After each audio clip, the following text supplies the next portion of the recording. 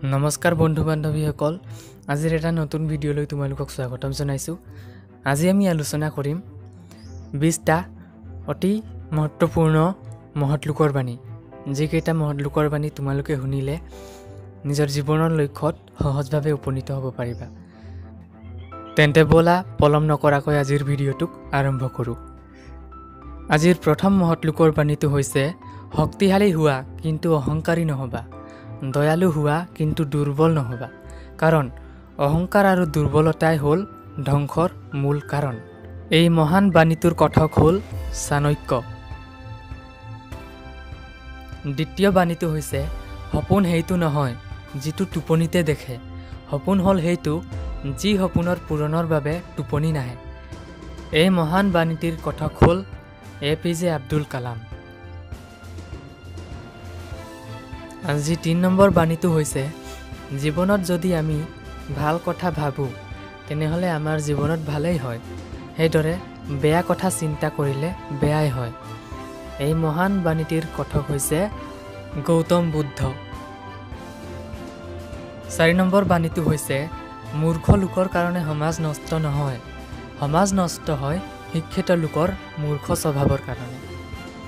এই মহান বাণীটিৰ কথক হৈছে চাণক্য। আজি 5 নম্বৰ বাণীটো হৈছে, এখন দেশক যদি ধ্বংস কৰিব বিচৰা তেন্তে মানুহৰ মাজত ধৰ্মৰ নামত যুঁজ লগাই দিয়া, দেশী এনেই ধ্বংস হৈ যাব। এই মহান বাণীটিৰ কথক হৈছে চাণক্য। আজিৰ 6 নম্বৰ বাণীটো হৈছে, ধৰ্মৰ উপদেশ দিব পাৰি কিন্তু নিৰ্দেশ দিব নোৱাৰি, সকলোকে নিজৰ ধৰ্মক নিজেই নিশ্চিত কৰি ল'ব লাগে। এই মহান বাণীটিৰ কথক হৈছে শ্ৰীকৃষ্ণ। আজি 7 নম্বৰ বাণীটো হৈছে, যদি তুমি দৃশ্যমান মানুহকে ভাল পাব নোৱাৰা তেন্তে অদৃশ্য ঈশ্বৰক কেনেকৈ ভাল পাবা। এই মহান বাণীটিৰ কথক হৈছে মাদাৰ টেৰেছা। আজি 8 নম্বৰ বাণীটো হৈছে, কেতিয়াও বয়স আৰু টকাক লৈ অহংকাৰ নকৰিবা, কাৰণ গণনা কৰিব পৰা বস্তুবোৰ এদিন শেষ হৈ যায়। এই মহান বাণীটিৰ কথক হৈছে চাণক্য। 9 নম্বৰ বাণীটো হৈছে, সত্যৰ সদায় জয়। এই বাণীটোৰ কথক হৈছে মহাত্মা গান্ধী। আজি 10 নম্বৰ বাণীটো হৈছে, সপোন দেখা, সপোন দেখা, সপোনে মানুহক বাস্তৱলৈ ৰূপান্তৰিত কৰে। এই মহান বাণীটোৰ কথক হৈছে APJ আব্দুল কালাম। 11 নম্বৰ বাণীটো হৈছে, কাৰোবাক বেয়া বুলি কোৱাৰ আগতে এবাৰ ভাবি চাবা তুমি নিজে কিমান ভাল। এই মহান বাণীটোৰ কথক হৈছে চাণক্য। 12 নম্বৰ বাণীটো হৈছে, কল্পনাৰ সাগৰত ডুবি নহয়, বাস্তৱতাৰ নৈত সাঁতুৰিব শিকা, তেহে জীৱনৰ লক্ষ্যত উপনীত হ'ব পাৰিবা।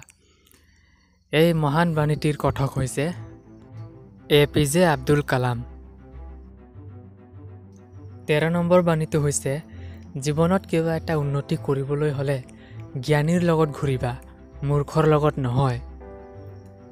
এই মহান বাণীটিৰ কথক হৈছে APJ আব্দুল কালাম।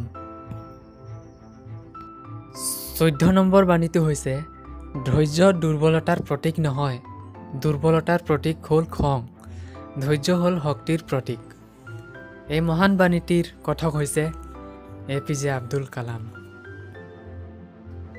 আজি 15 নম্বৰ বাণীটো হৈছে, মানুহৰ সেৱাৰ মাজেদি মই ঈশ্বৰক লগ পাবলৈ বিচাৰোঁ, কাৰণ ঈশ্বৰ স্বৰ্গ বা পাতালত নাই, আছে মানুহৰ অন্তৰত। এই মহান বাণীটিৰ কথক হ'ল জাতিৰ পিতা মহাত্মা গান্ধী। আজি 16 নম্বৰ বাণীটো হৈছে, অহিংসা কেৱল ঋষি মুনিৰ বাবেই নহয়, ই সৰ্বসাধাৰণৰ বাবেও।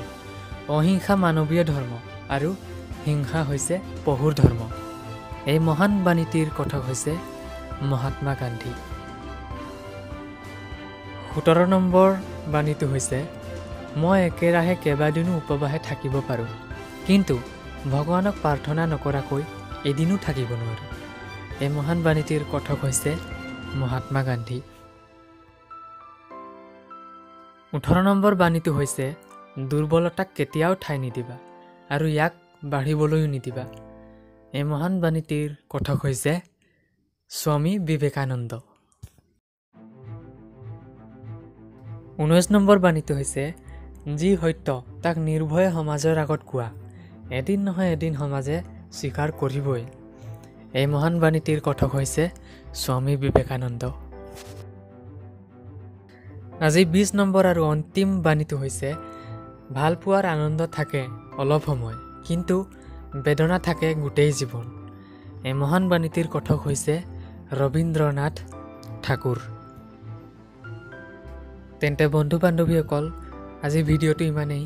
ভিডিঅ'টো যদি ভাল লাগিল এটা লাইক কৰি, চেনেলটোত যদি নতুনকৈ আহিছা চেনেলটো ছাবস্ক্ৰাইব কৰি যাবা, কাৰণ এনেধৰণৰ ভিডিঅ'বোৰ এই চেনেলত মই নিতৌ আপলোড কৰিয়ে থাকোঁ। ধন্যবাদ।